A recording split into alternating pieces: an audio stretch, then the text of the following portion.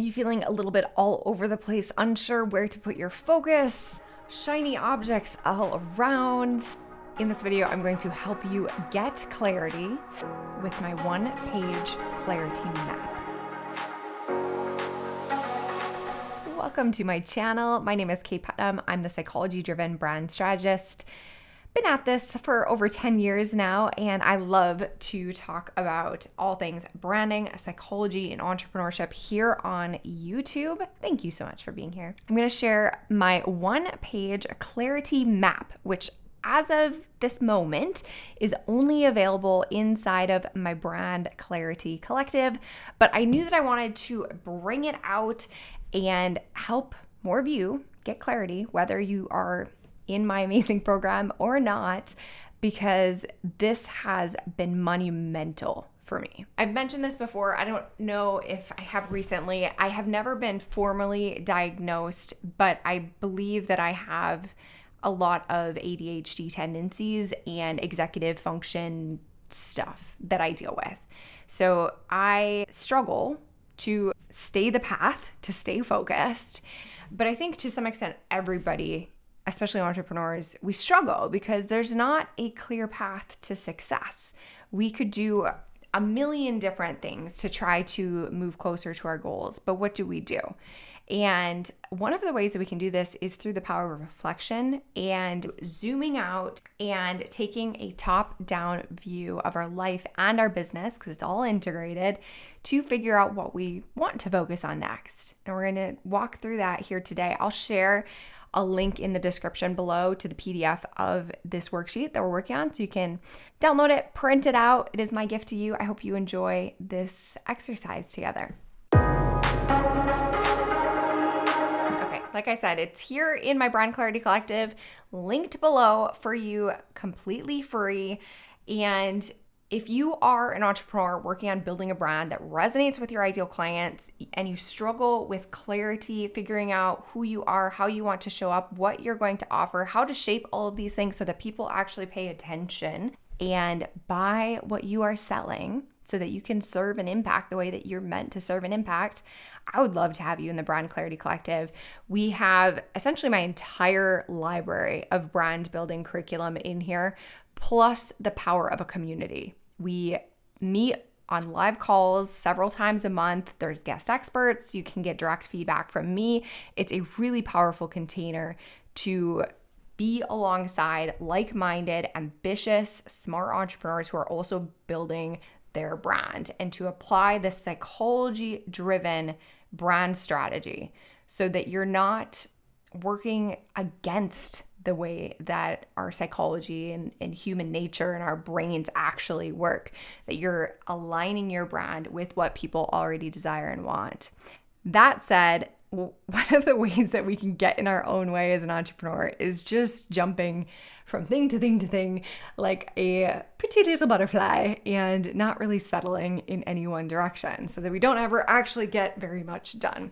And whenever I'm feeling that way, one of my tools that I come back to is this clarity map or some version of it. And we're going to walk through this together and decipher what each of these mean so that you can figure out for yourself, come to a profound place of clarity so that you can move forward with intention. The first exercise that I love to do is to think about both my ideal week and my ideal day. Life comes in seasons, and my life now, as somebody who's living in the United States, I have school-age kids.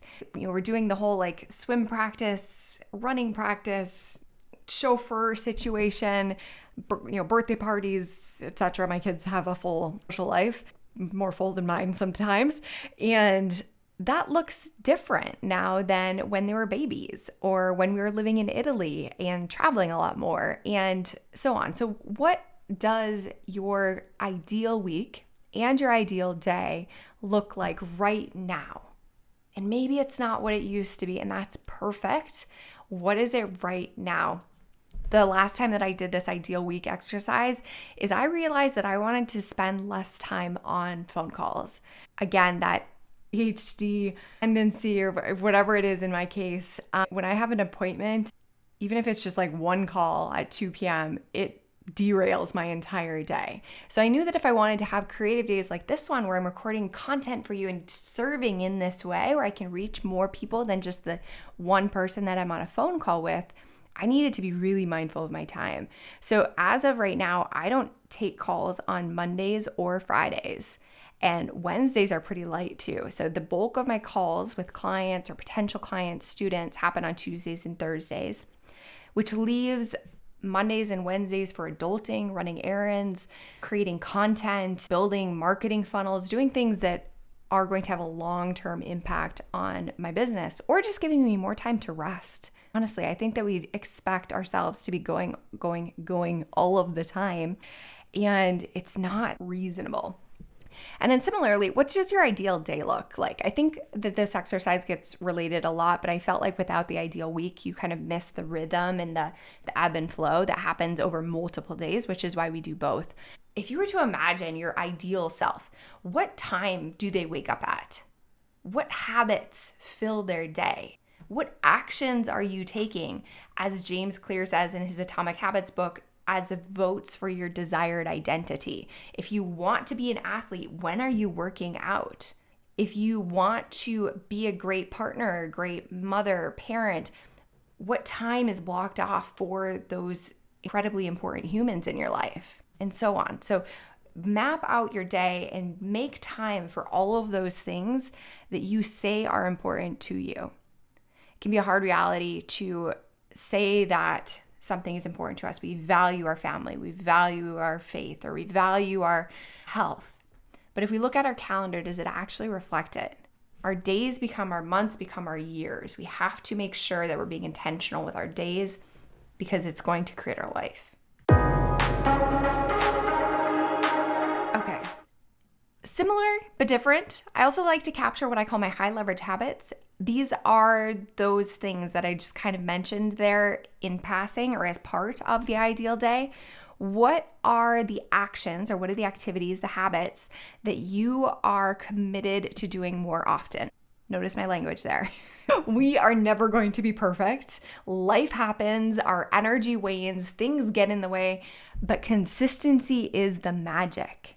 Where can you be more intentional, and where can you add in some intentional action taking that aligns with who you want to become?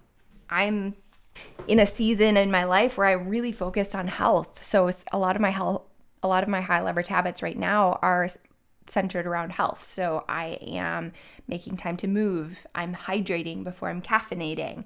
I am staying away from types of food because it doesn't agree with my body, and so on. But maybe your high leverage habits include things like listening to a podcast. Shameless plug, the brand Gravity Show is now into the 40s in terms of episode numbers, and we have had so many incredible guests who have spoken about psychology, mindset, marketing, all of the things in between. Highly recommend that you check that out if you haven't yet on wherever you like to listen to podcasts. Maybe you're going to read 10 pages of a nonfiction book. Maybe you're going to call or reach out and connect with somebody each day. Maybe you're going to publish something and get visible each day. Next, what is on your joy list? There's a psychological study that was done that shows that people who are the happiest are looking forward to things. They are in positive anticipation for the future. And these don't have to be big things. It doesn't have to be going to a hike in the Himalayas. I had the amazing opportunity to do a couple years ago. But now that I don't have a goal that's quite that big on my joy list, I've had to find those smaller pieces. So it's like a sibling who's getting married, or I get to see my girlfriends or my grandparents. My kids have a swim meet coming up. What are you looking forward to in the future? What can you celebrate that's coming up, and build some of that drama, that positive drama into your life that you're just in delicious anticipation for. Next, I like to do a brain dump into what I call my good idea fairy list. What are all of the things that you could do? Now, granted, this space on this one sheet is a little bit smaller than may be practical, because the key here is to literally get everything out of your brain. You need to get all of the ideas, good, bad, or ridiculous, and everything else onto the page so that you can start to make discernment about what you're going to actually take action on and what's in alignment. But the key for this box, the Good Idea Fairy box, is just to get out all of the ideas. Like, I could start a YouTube channel. I could launch a new product. I could do this. I could do that. Get it all out.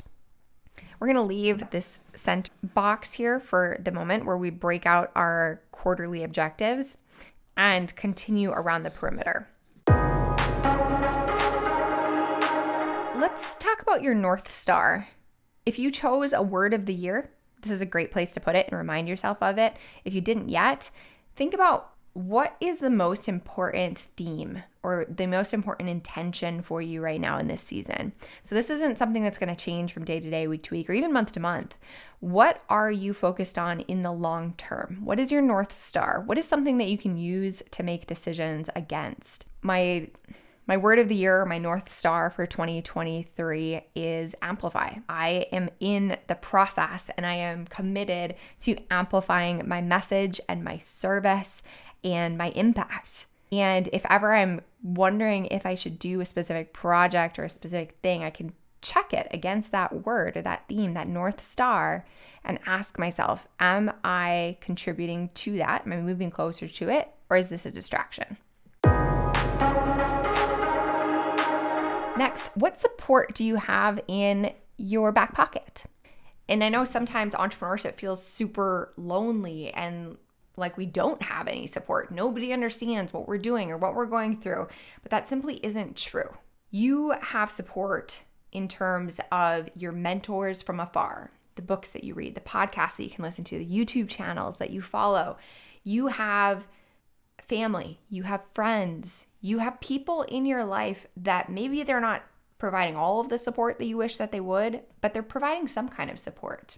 Maybe your animal is an incredible way to like unwind and just feel love and warmth and coziness whenever they're around.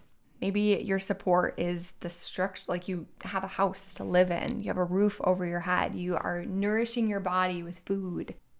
And then what are the more traditional support systems that you have? Maybe your partner is a great sounding board for you.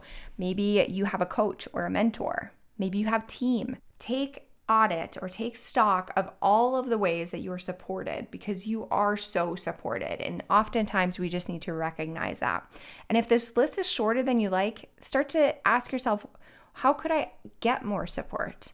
Maybe there's a free small business organization that could provide mentorship and coaching in your area. Maybe you want to invest in a program so that you can be alongside fellow entrepreneurs who are doing this journey too. Maybe you have an online course that you purchased in the past that you haven't really dove into to get the full benefit from. There's all sorts of ways that we can receive support. The money is, I like to pull out from both my Good Idea Fairy list and my North Star. What are some actions that you can take right now that are closest to the money? How could you generate revenue and sales for your business right now, today? Maybe there's somebody that you could reach out to. Maybe there's a way that you could offer something to somebody. Maybe you could apply for some jobs. Maybe you can search a Facebook group that you're in for people who are looking for support. Maybe you could post something on your social media platforms that would invite people into one of your offers. What are those things that you're probably avoiding that are closest to the sale? And list those there. What are some visibility ideas? Where could you show up, perhaps in front of your own audience or in front of other people's audiences, so that you can share your message? You can share your heart and your passion and your purpose, and the people that resonate with that would take notice. Where are there existing groups of people that you can get in front of? And then lastly, what are your themes? What do you want to be known for? If you think about your body of work that either you've created or that you want to create, what are those themes that show up throughout it? Again, that can be a powerful tool for discernment and for checking yourself. If you have some random idea, but it's not in your body of work. It's not in your main repertoire. Maybe it's a diversion. Maybe it's a distraction and not something that's supporting your North Star. And then last, really powerful to map out on a quarterly basis what your big goals are for the quarter. So we already have a good sense of all the things that we could do. And you can do all of those things, but just not all at once. So what are you going to do first, and then next quarter and next quarter? This gives us the opportunity to make really massive progress in our business and in our lives without overwhelming ourselves and trying to do too much all at once. I hope you enjoyed this exercise and find it as useful as I do. If you want more tools like this and more mentorship advice and lessons like this, do join me in the Brand Clarity Collective. It's where I share all of my best work, and there's so much more depth in there than what I'm able to share here on YouTube. Thank you so much for watching. I'm rooting you on from this side of the screen, and I will